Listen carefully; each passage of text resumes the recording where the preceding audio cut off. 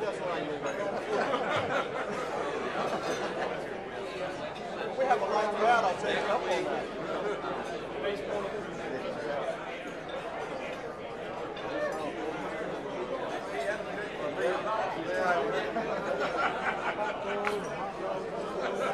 Cold beer, too. Really? Going to the game on Friday?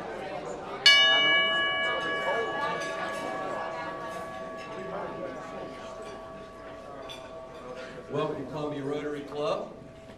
Jim Smithwick is going to lead us in the national anthem. Jim? Let's sing like a patriot.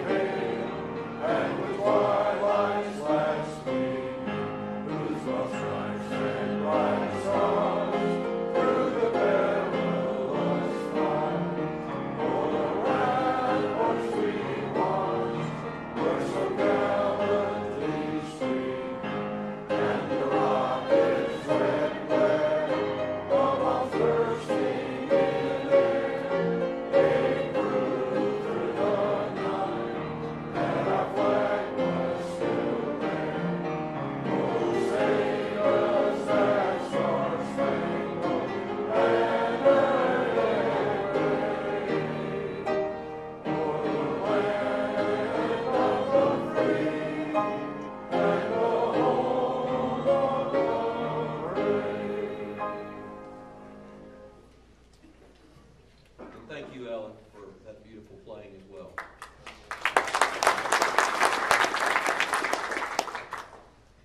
Okay.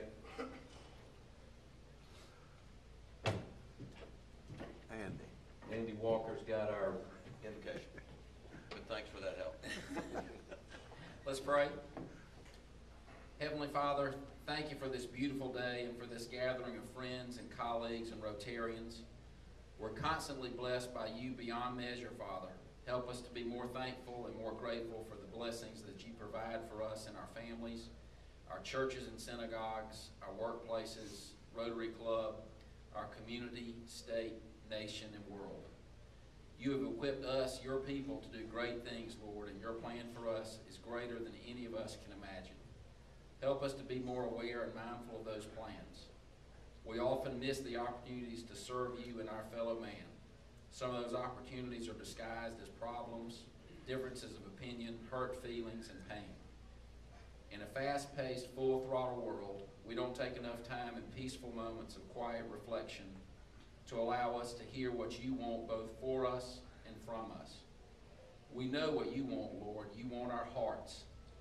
We lose our way too often and pursue things that draw us farther from you when what you want is for us to be drawn nearer to you instead. We ask for peace during the busyness and turmoil in our lives and in our world, Father, so that we can better hear and better do your will on earth. I pray that you make us a more humble and righteous people and that you are glorified in our good deeds. Father, thank you for the meal provided us today and for the hands that prepared it, and make us ever mindful of the less fortunate among us. I ask this prayer in your holy name. Amen. Amen. Very well done. And if you would check your cell phones, make sure they're on silent, please. Also, as you settle in, go ahead and sit down. We're going to say the four-way test, which is back on the board for all of you to see. The four-way test, the things we think, say, or do. Is it the truth? Is it fair to all concerned? Will it build goodwill and better friendships? Will it be beneficial to all concerned? All right, thank you. And if someone would hold up the cart bucket on your table, pass that around. Everybody put a buck or two or whatever change in there. All right, so we got Walt Carpenter is going to come up and introduce our visitors and visiting Rotarians. Walt? Good afternoon. We have with us today Jim Hudson from Columbia East, Jerry Howard from the Lexington Club, At this time, if you're a Rotarian with guests, please stand next to your guest. We'll bring the microphone around to you.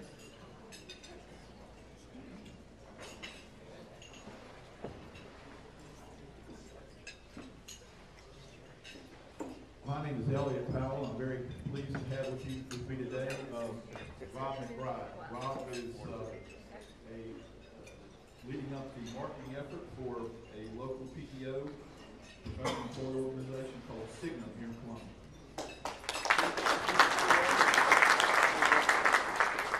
Party name back, I got to play through Morris with the head of FC Economics.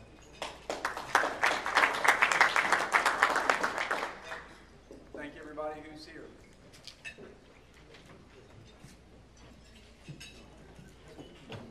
Okay, John Keith, Health and Happiness. There you are.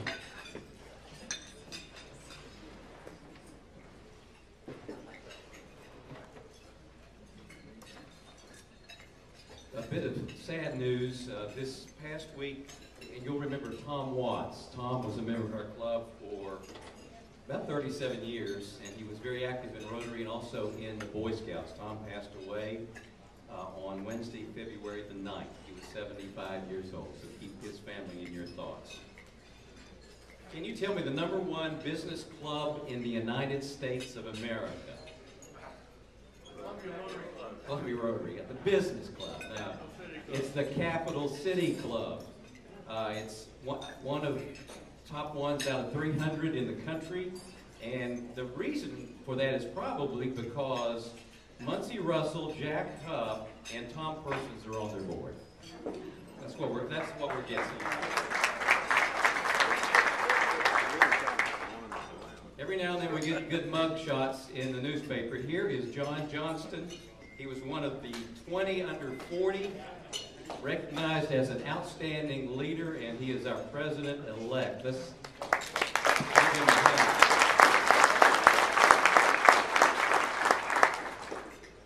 Okay, cart fund. Someone told me, I think it was Steve, that Steve Bryant said that anytime we mention the cart fund from the podium, the numbers go up. So I'm mentioning the cart fund. Put some money in there, change or dollar bills would be very much appreciated. Mike Biediger here today.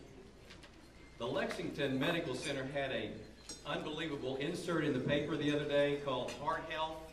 Take a look at it. It's got some very good and interesting articles that will be helpful to you. Tom Gammon and Meredith Gammon Atkinson were in Virginia this past weekend to celebrate Tom's dad's 100th birthday. George Gammon was a local celebrity for the day. He was on the front page of the newspaper, and George still dances. And so for over 10 years he's performed the salsa, the swing, the shag, and he even danced at his party. So Tom, congratulations on those 100 years. I don't know, I didn't see John Folsom come in, but his son Johnny, that's what we know him as, was elected or nominated or voted the United Way Humanitarian of the Year. It was such a high, great honor for John Folsom and their family. I know we have some Wofford graduates around. Kiplinger named Wofford to be on their best value list. They are one of the top private colleges for best value under $20,000. Where is Jimmy Derrick? I'm 25. There's a lot of discussion about the $20,000. Maybe that's a misprint, but this was in the Wall Street Journal. David Clark's going, yeah, right, that was when I was in school. That's the net amount. Okay, where's Jimmy Derrick? Jimmy is not here, but Jimmy is our resident auctioneer, and also, what do you call him, Rusty? What kind of, never mind. But Jimmy was elected the president of the Consolidated Multiple Listing Service for the 5th time. Going once, going twice, going 5 times.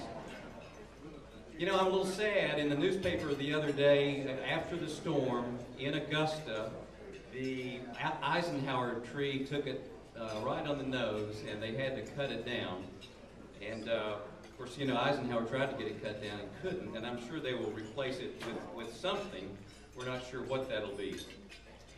I always thought that the skiers were the most important part of downhill skiing, but you know, it's the people that wax the skis are really the most important. There was an article that said that the Norway waxer wasn't doing a very good job. They called for his resignation. He got 100 letters and emails and tweets telling him to resign.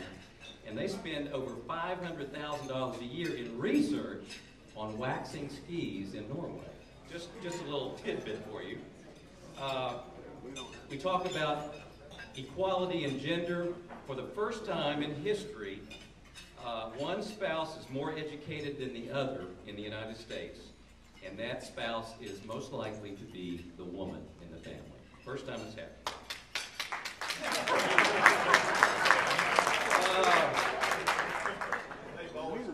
I know they always have been. Digital medicine will soon save your life.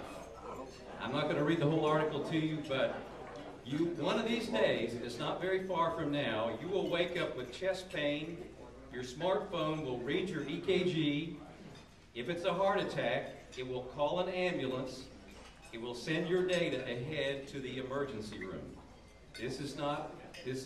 Robin Cook, who's written about 33 books on health and other things, has written a very interesting futuristic article about what it does. And even in Colombia, if you have your cell phone, there is an app for the medical profession. They can hook a transducer into your phone and do an ultrasound from your phone, send it to a specialist anywhere in the world. That's here in Colombia.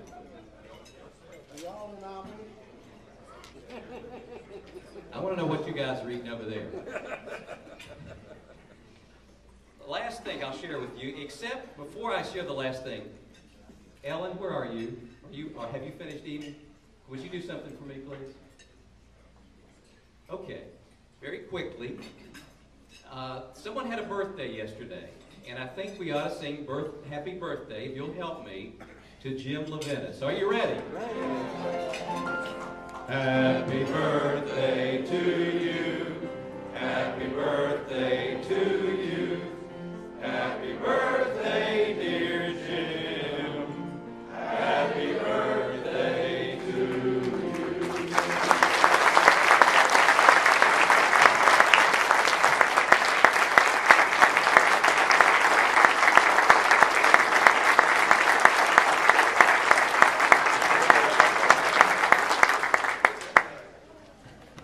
I can't top that. Happy birthday, Jim, and thanks for listening to Health and Happiness.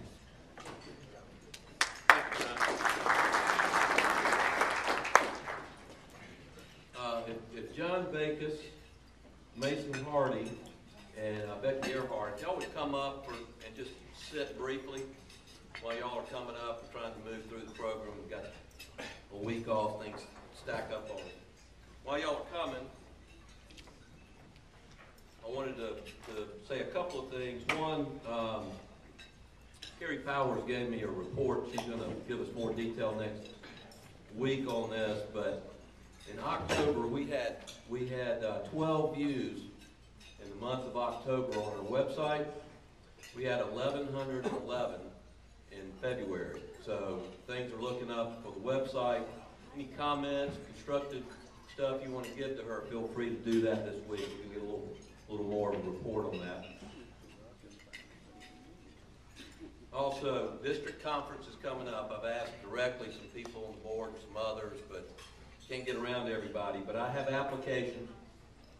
If you want to learn more about what it means to be in Rotary outside of this club, it's a great place to do it. I have some registrations up here. If you'll come see me afterwards, I'll get you one.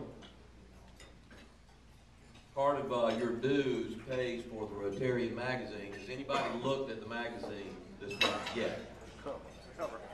That's kind of typical, because I don't either. So, but there's a great article in here by the incoming president talking about membership and what's happening in the world and how we should think about it. And membership is going to be very high on our priority list for months and years to come, because the world is changing, people are changing. You will find this article very interesting to read. So find that magazine before it gets thrown in the trash and try to read that article.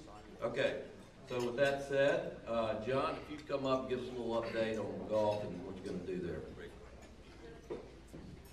Good afternoon. I had the good fortune to go to the eye doctor this morning and had to have my eyes dilated. And I just want you to know you're a real attractive group when you're a little fuzzy. Fuzz helps. I wanted to mention to you that we have our golf tournament coming up April 28th.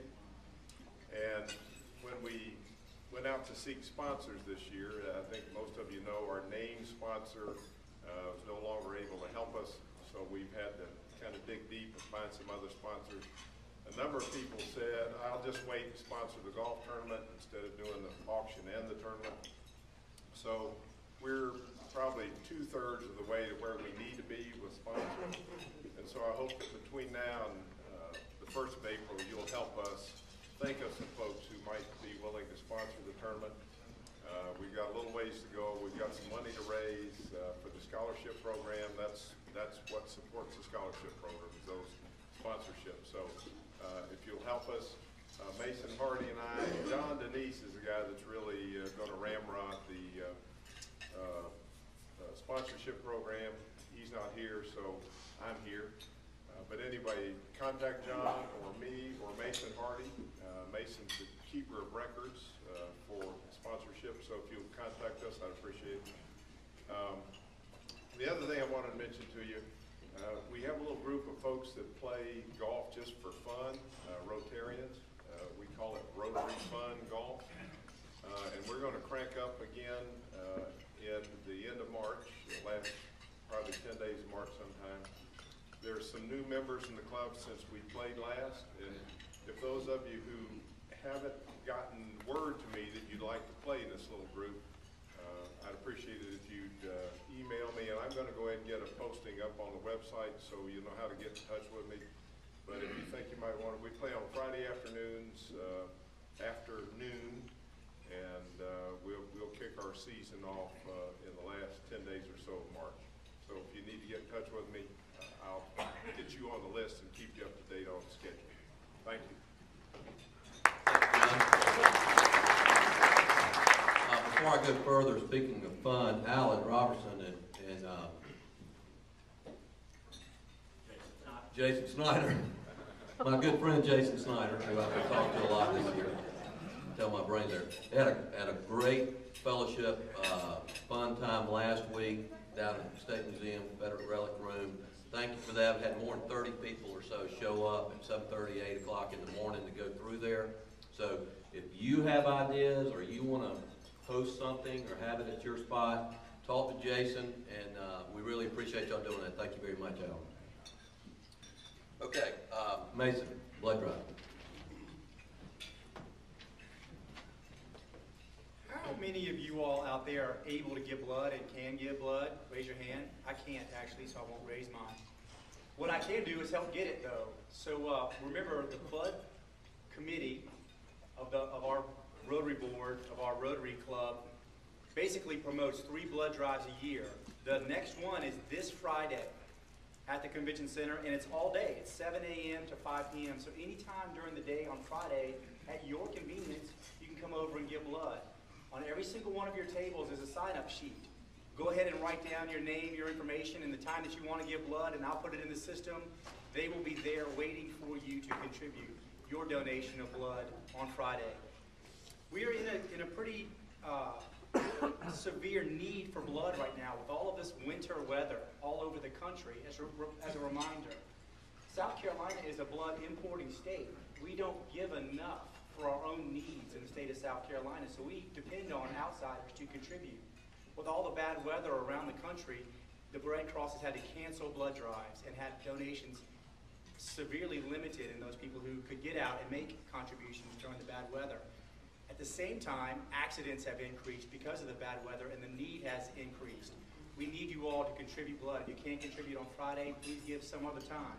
Again, The registration sheets and the information about giving blood is there on your table. Please sign up for any time you want to. I'll pick it up afterwards.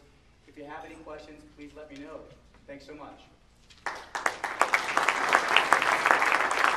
Thank you, Mason. Becky Earhart has a short presentation. Thank you. I'm here representing the Foundation Committee, and it is my honor and privilege to present a Paul Harris Fellow pin to Robert Weston. Robert Weston is a Columbian native, and he's a Wofford graduate, talking about Wofford. He's married to the former Elmira Keenan of Columbia. He has 2 children, and he just told me today he has 4 grandchildren under the age of 3. Robert owns and operates the Weston Management Company, which he began in 1984, and the company provides management of homeowners associations and apartment complexes. Prior to that, prior to starting his company, he worked for First National Bank of South Carolina for 9 years. That's how I know Robert. Robert's been a member of the Columbia Rotary for 10 years. This is his 3rd Paul Harris Fellow. He states he's enjoyed his membership in the Columbia Rotary. He faithfully has participated in the ringing of the bells each year with the Salvation Army, and he believes in the good work of the Paul Harris Foundation, what they do nationally and internationally.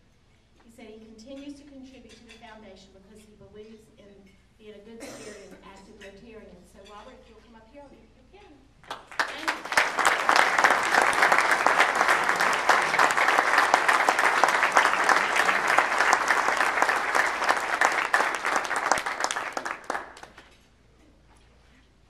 Congratulations, Robert. Appreciate that.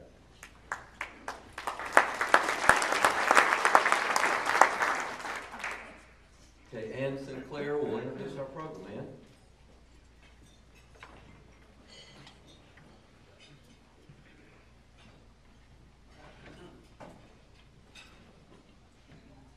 Good afternoon, everyone.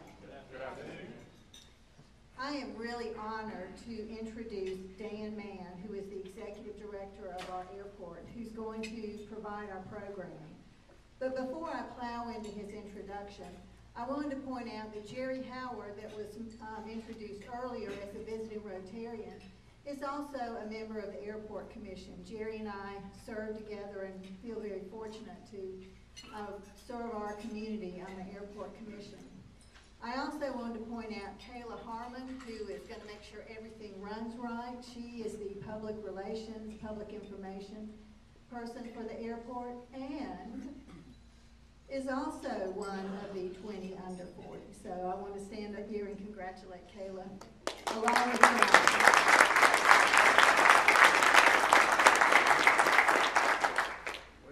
This is actually Dan's 2nd visit to this club. He became the executive director of the airport in February 2010. Before that, and I'm just going to list these different things that he's done. He served in the United States Air Force as the rank of captain. He served at other airports, including Cedar Rapids, Iowa, Casper, Wyoming, New York, and Iowa. I think he settled in with us, though. We are very hopeful for that. He is a native of Bryan, Ohio. He graduated from Bowling Green State University with a BS in Business Administration and is an accredited airport executive and actually has his private pilot certification. Dan and his wife Melissa reside on Lake Murray in Chapin, and the couple have 2 grown children. I want to say that when Dan came to our airport, I think about 2010, we had lots of challenges. And through the support of the commission and the hard work of Dan and the staff of the airport, we have made huge strides. So I want to put a plug. Whenever you want to go somewhere, remember you can fly with ease from the Columbia Metropolitan Airport. Dan?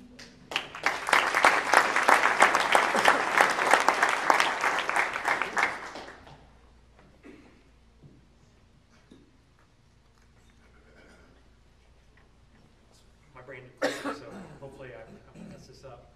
Thanks, Ann. I appreciate it. I really am glad to be here to talk about the challenges and the opportunities that are facing the industry, and how Columbia is really in 2014 poised to take advantage of the opportunities that are out there. One of the challenges is a little video I have, and it's about TSA. It's not the biggest challenge, but it is a challenge. So I will hope you guys enjoy this video.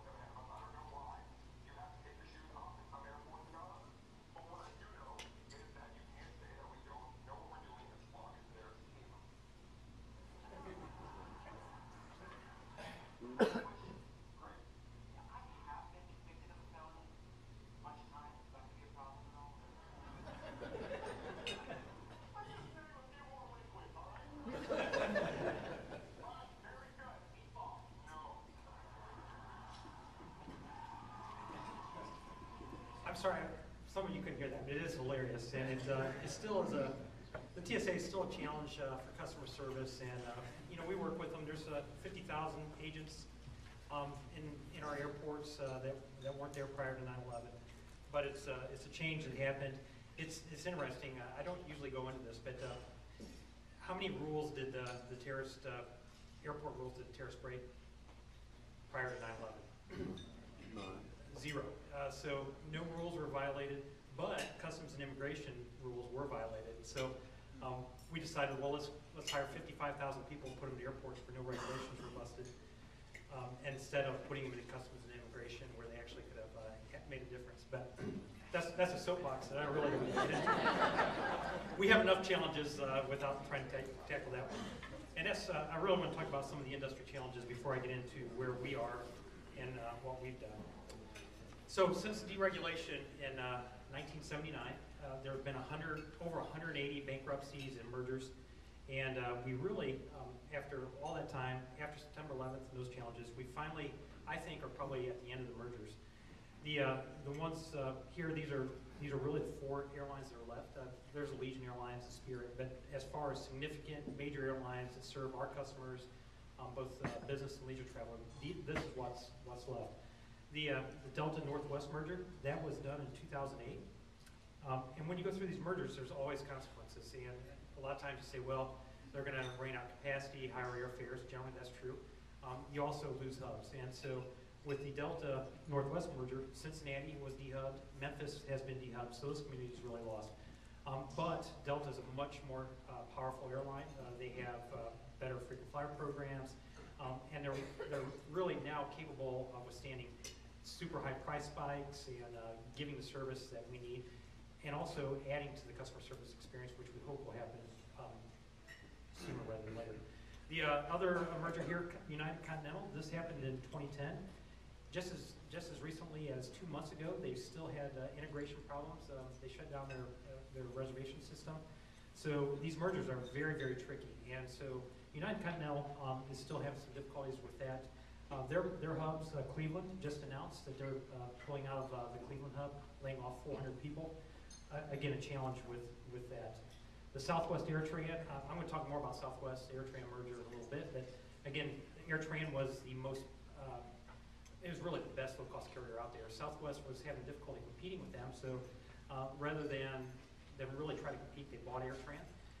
They don't fly 717s, that's AirTran's fleet. They only fly 737s, so part of this is they bought out AirTran. They're selling the 717s. Delta's buying some of those. I'll talk about that in a little bit. But Southwest AirTran merger, again, Southwest is not the airline it used to be. Their costs are now legacy costs, very high. The advantage they had on fuel hedging, they've kind of lost that. So it's going to be interesting to see how this shakes out. They will have some international connectivity that they did not have before. But the Southwest AirTran merger has not gone as well as I think most of us in the industry thought it would. And the one that has just happened in December, the American Airlines, U.S. Airways. If you look at the Pac-Man up there, it actually shows American eating U.S. Airways. That really is not the way it worked. U.S. Airways management team is running that airline now, but it's going to be American Airlines, not U.S. Airways.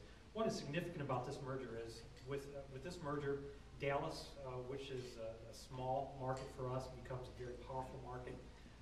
U.S. Airways, the new American Airlines, will be about 40% of the market share. Delta's the other 40%. So American just got stronger, and they really become a tough competitor for Delta, which has owned the market here for a long time. The other industry challenge that's out there, and you can see this slide is very dramatic. The 50-seat aircraft are being phased out. I think most of you have probably seen this or heard about it, but by 2015, Delta will have no 50-seat aircraft in the market. And what is a harsh reality for us is our average departure is 53, so we are a 50-seat market. So when I see something like this happen, I start saying, how are we going to compete? And one of the things that we quickly realized is we had to get our financial house in order, and that's what we've been working on. But you can see the 50-seaters are going away. Small communities are going to lose air service. There's just no doubt about that. Communities like ours, if we do things right, will not only I think we're going to grow the market, and we have some slides coming up that will show that. But this was a real dose of reality for us in the business, especially small communities, saying, you know, we got to get out ahead of this. We cannot react to this change. We have to do what we need to do to make a difference, and we've done that.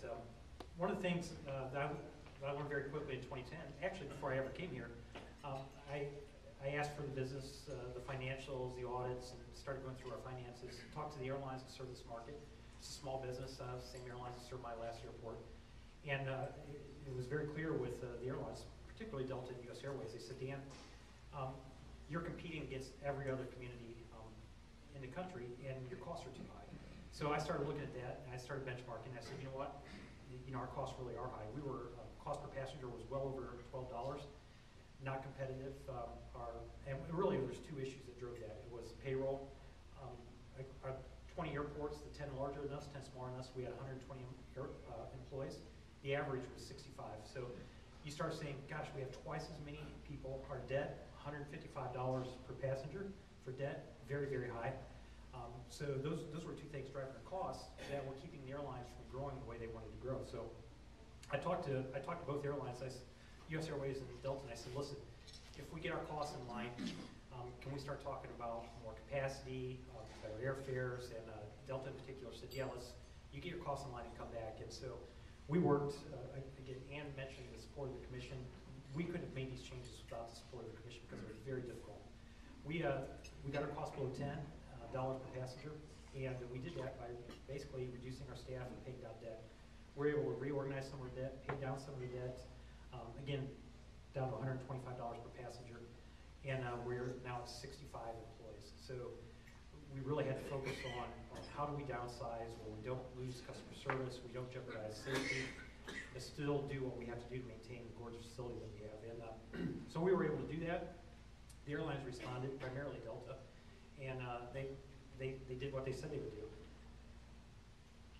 The Delta impact. So Delta flies to Detroit, LaGuardia, and Atlanta. Obviously, we all know Atlanta. It's a mega hub. But we went back to Delta primarily and said, you know, we got Southwest in the market up the road. We don't want to lose customers to your number one competitor because they're going to be moving into Atlanta.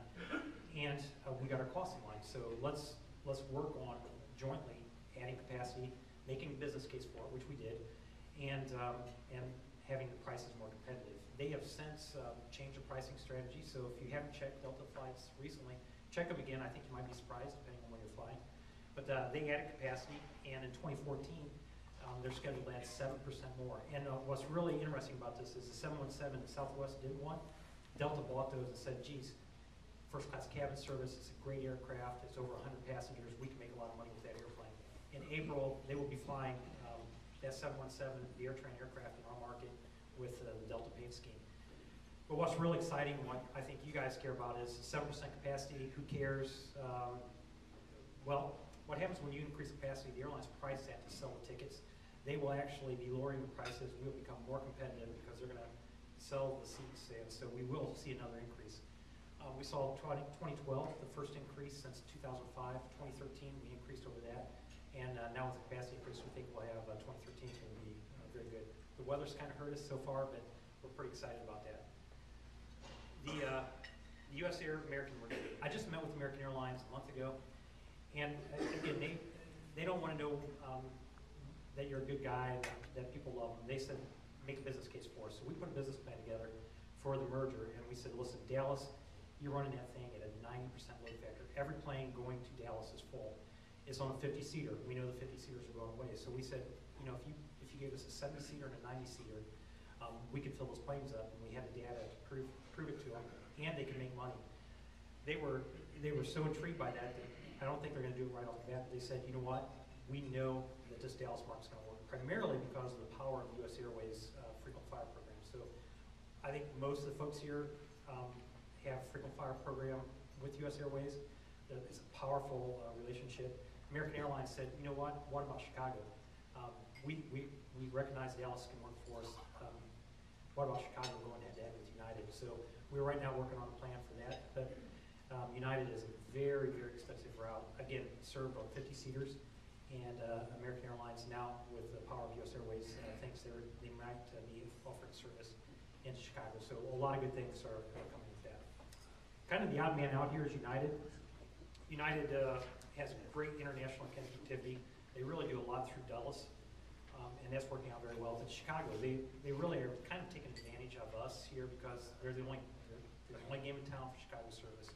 And people love going through Chicago for all the connectivity, all the international connections. And so they're making a lot of money on those routes. We think with American Airlines, we can put some pressure on those. Again, once we have American flying that, United will quickly upgrade to a larger aircraft. Again, first class cabin seating, more seats means better airfares, and so we think good things are going to come from that. So, I can't forget Southwest. Jeez. The last time I was here is 4 years ago. I've been here about a week and a half, and Southwest announced they were coming into Greenville and Charleston, and that we had missed out on that opportunity.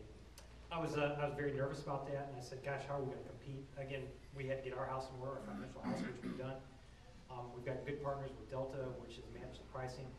But the other part is Southwest has really had their hands full with the merger of AirTran, and also their cost advantage is disappearing with the bankruptcies and mergers. So you have United, Delta, and American Airlines, they now have very, very similar costs to Southwest with a better connectivity, larger aircraft, more international connections, so they're really putting a lot of pressure on Southwest. GSP, they started up there, one of the very first small communities that they went into. They've lost their Orlando service and they're losing their Nashville service, so they're really struggling up there. We watch leakage very closely. Leakage is how many passengers that are our passengers are driving to another airport. So as soon as Southwest announced we did a leakage study, we were losing about 1.5% to GSP. So most of the folks that drive to Charlotte. Last year we did another leakage study and we found that it's still 1%. So the folks that are driving have not converted over to Southwest and GSP folks. They are still going to Charlotte and chasing those airfares. But we've, not only have we done well, we've set 2 passenger growth years since Southwest came to market. So that's very good. Nothing against Southwest. I mean, it's a great airline. They still have some great fares. But they haven't, they've actually helped our market with, I really think, helping Delta understand that they needed to compete more aggressively than they were in the past. So all that is said to talk about what have we done here. And one of the things I always talk about this, self-sufficient. We are not on state tax rolls. We are not on property tax rolls locally. We are like a business. We live and die by the sword. We operate off the revenue that's generated at the airport and people who buy tickets. And so we have to be very responsive to high costs and being competitive. And so we are self-sufficient. I'm proud of that. I think everybody in the room should be proud of that. Not every airport our size is. And we do everything we can to stay self-sufficient. As I mentioned, 2012, 2013, both increases in passenger traffic. 2014 is shaping up to be another good year. Cargo, it's the unsung hero. 100 million pounds of cargo. We do more than all the other airports in the state combined for air cargo. They pay a lot of the bills. They really keep us doing well, so we can keep the cost down of the airlines. Top ranking, DOT's data. We were in the top 30% for commercial airports. And MIT did a study this summer, and we're in the top 25% for connectivity. That means if you're a businessman, you need to do business in Beijing or Singapore, you can get there better than you can get there from 75% of the other airports. So very good. I mentioned that we got smaller. We went from 120 employees to 66. We still had to focus on safety, efficiency, customer service. We were just awarded this year Airline Pilot Safety, a national award. We were recognized for our safety improvements. Only small hub airport, 10 years to get that award from Alpha, so we're very proud of that. And the other part is, what are we doing for the community? How are we giving back? South Carolina Chamber of Commerce recognized us for our efforts on our DB initiatives and doing the right thing for the small minority businesses in the area. Other things, I pick on TSA a lot, but they are moving TSA PreCheck. TSA PreCheck is, if you sign up, you go through the background checks, you'll get on your boarding pass, a little check mark. It says you've been authorized. You can leave your jacket on. You can leave your liquids in your bag. You can leave your shoes on. We don't have a dedicated line yet, but we're working on that. So during busy times of the day, if you're a pre-check guy, you can go to the front of the line, zip right through. It's a great feature. We have some bugs we got to work out on it, but it's an improvement that's coming. The other thing is the cell phone, smartphone boarding passes. It doesn't sound like much, but if you have that, you can avoid the lines up front and go right through, and all the airlines have that capability in our market now. A lot of other things, free Wi-Fi, we have business centers available. The USO is phenomenal. 20% of our market is military market, and our USO folks and volunteers do a wonderful job for those military families.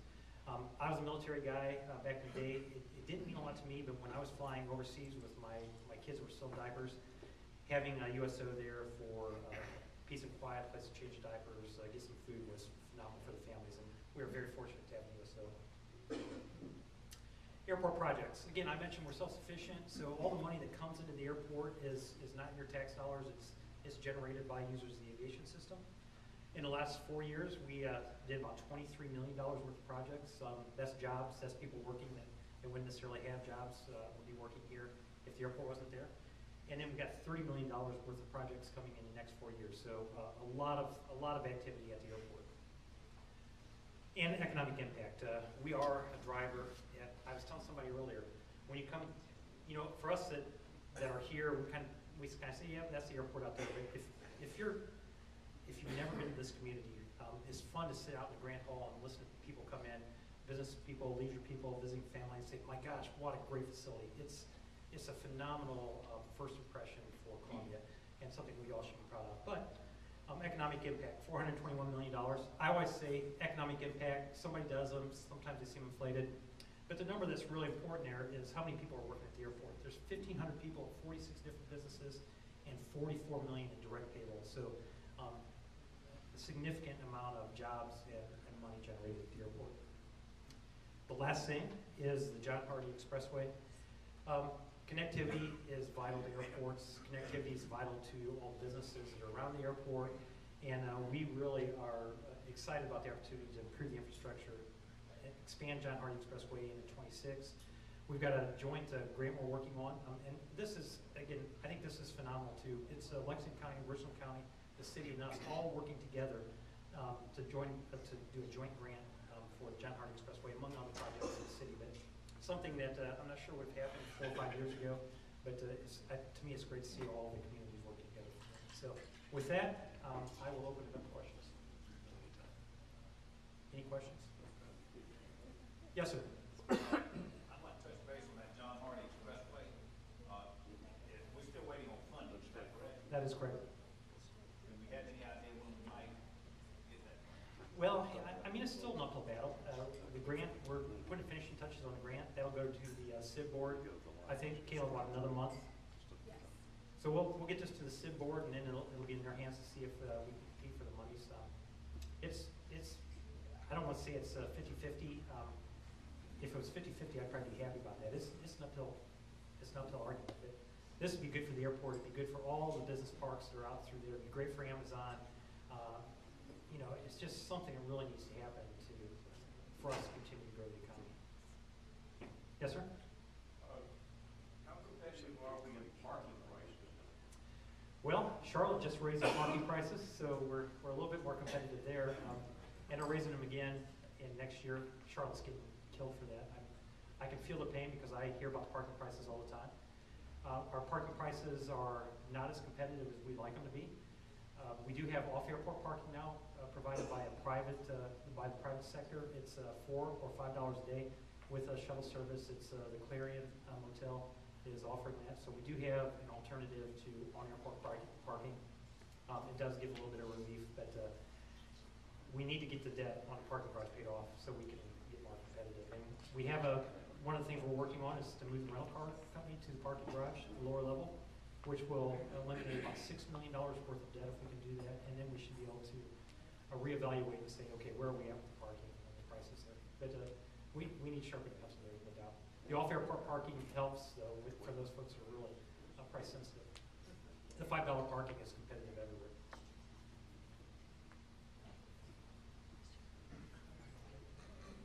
Yes, sir. You talked about the leakage. When we fly out of Charlotte, we need to turn our cell phone off until we get to where we're going.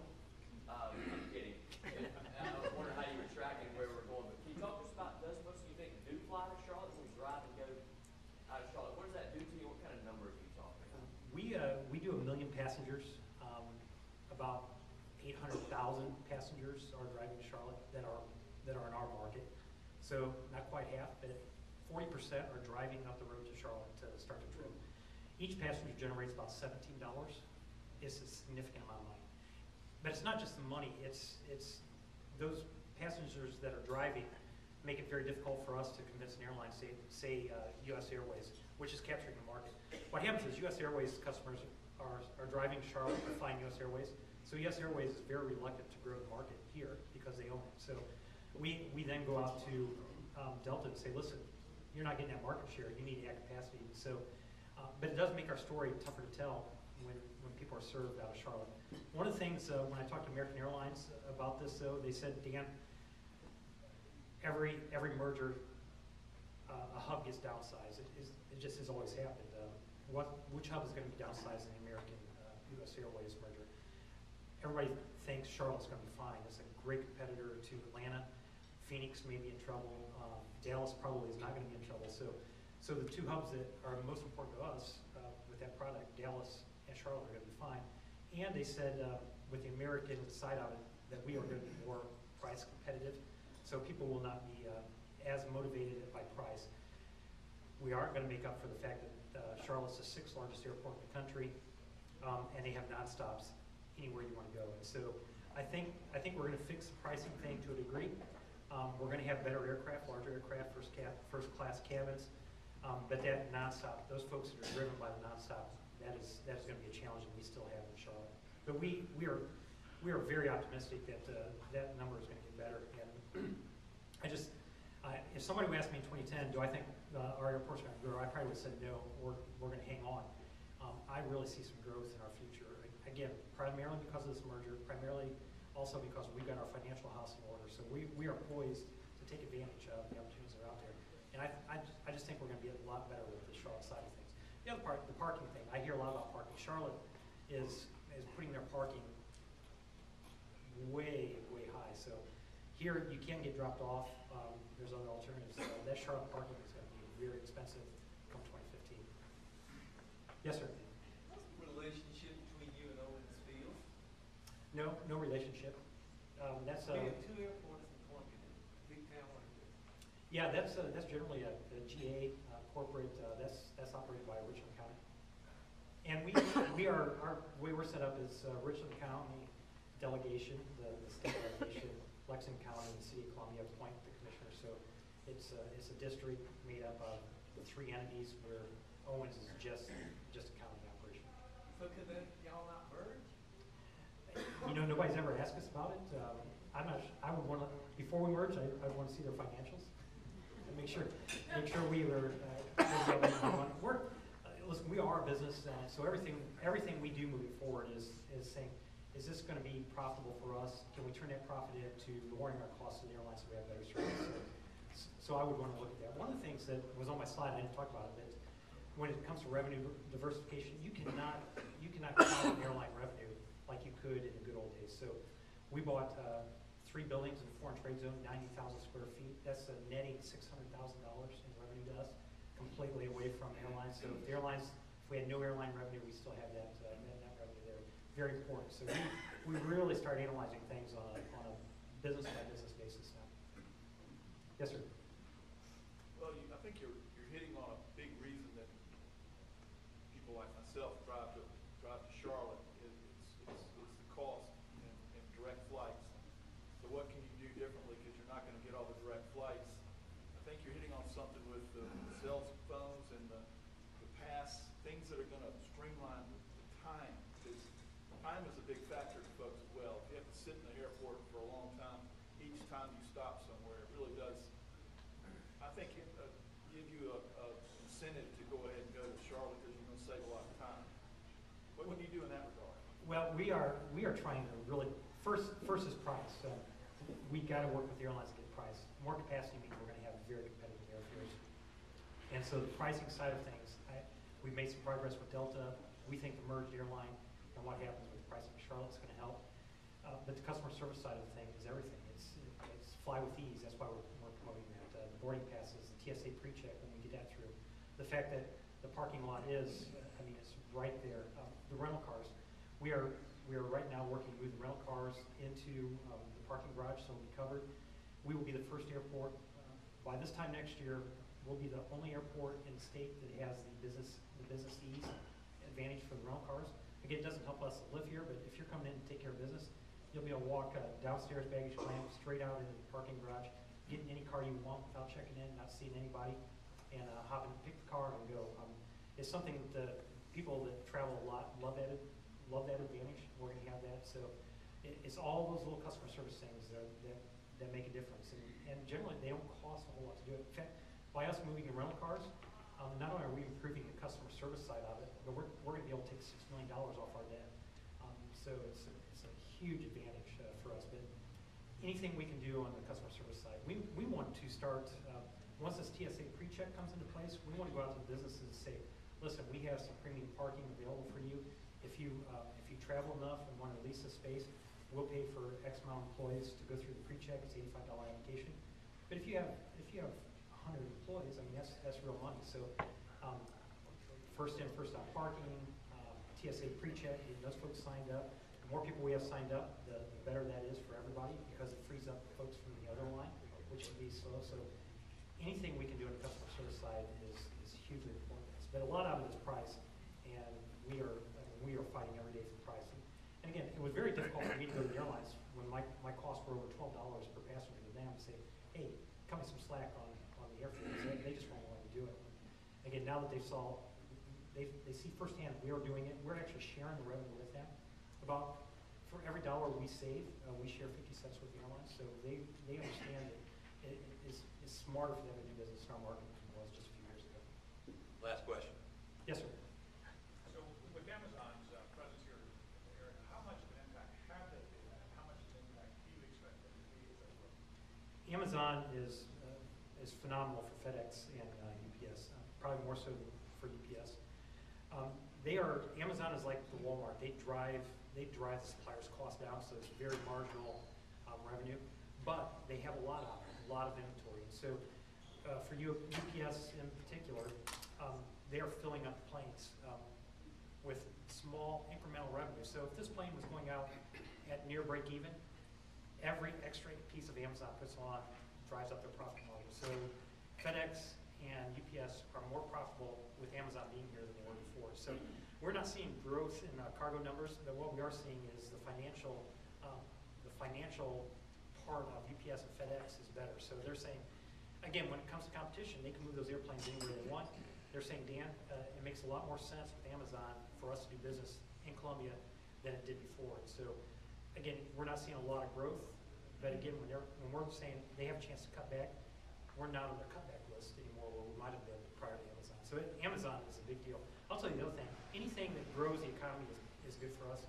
More people working, more disposable income. We are all about seeing jobs in the Midlands. It's really important for us.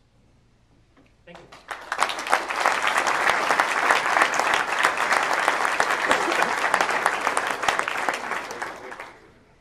Thank you, Dan. That was excellent. I might just mention while I'm up here, and this is the kind of thing that goes on, kind of a window of what it means to be the president of the Rotary Club. But it would be great if this presentation could make it onto our website so that people who weren't here today could get a chance to look at it. So Carrie and Mark, if y'all could inquire about that. It seems like to me it could be done. I really have no idea if it can, but I think it can.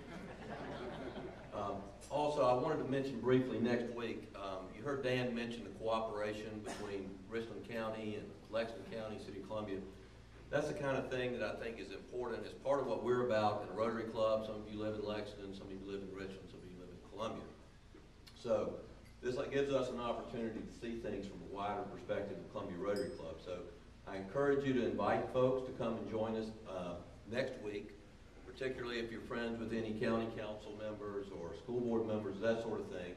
There's going to be a presentation about the stadium, which is very hotly in the news right now. We had a program by the company, the developer of the stadium, potential developer of the stadium. And some folks are going to come next week for dispassionate kind of numbers. I don't know all the details yet. We'll put that out by email. But if you know county council or school board members, if that stadium gets built, 80% of the taxes revenue is going to go to the county or the school district in Richland 1, not to the City of Columbia. So we've all got a stake in what happens there. I'm undecided on what I think. I'm still looking for information. I hope you are. So if you can make it next week and invite some folks to come in, this is an important part of what we do in Rotary. So, Jim, are we going to close with what? Hang on.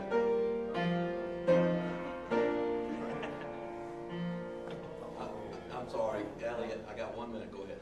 I'm sorry. From the board, I would like to tell you that we are behind the scenes working on improving our audiovisual and our sound, and hopefully very soon we will not subject our speaker to what we've been through with the sound quality, and I just want y'all to be encouraged that that's on the horizon. Thank you, Elliot.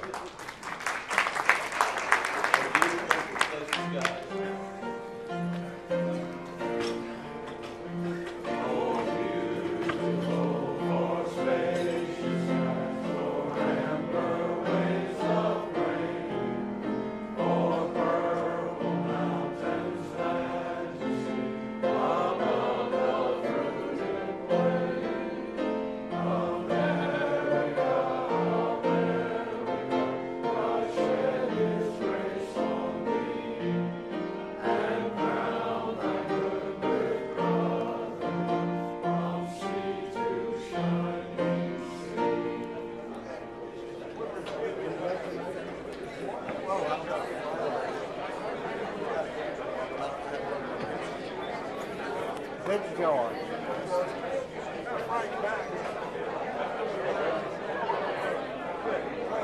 See you guys.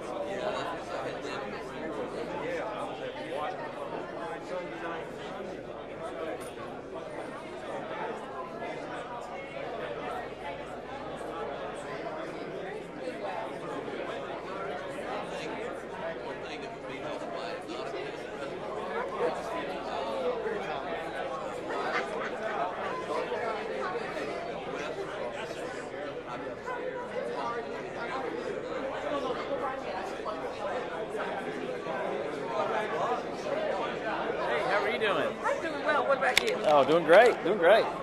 Keep me busy, I'm sure. Oh, yeah.